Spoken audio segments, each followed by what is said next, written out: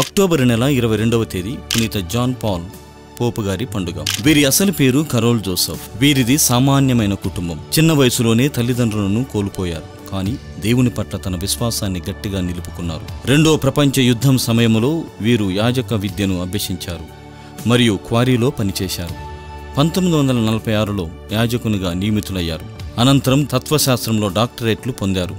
వీరు మొదట Krakow arch bishop అగ్రపీఠాధిపతులుగా మరియు కార్డినల్గా నియమించబడ్డారు. అక్టోబర్ 16, 1978వ సంవత్సరంలో అతి చిన్న వయసులోనే పాపుగారిగా ఎన్నికయ్యారు. ఈ తరములో వారు జాన్ పాల్ II అనే పేరును స్వీకరించారు. 1981లో వీరిపై కాల్పుల హత్యాయత్నం జరిగినప్పుడు 1981వ సంవత్సరంలో వారిపై కాల్పుల హత్యాయత్నం జరిగినప్పటికీ వారిపై దాడి చేసిన వ్యక్తిని క్షమించారు.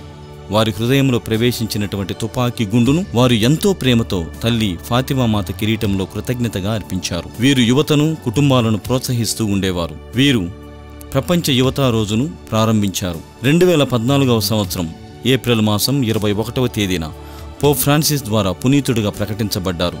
వీరు యువత మరియు కుటుంబాల పాలక పునీతులు.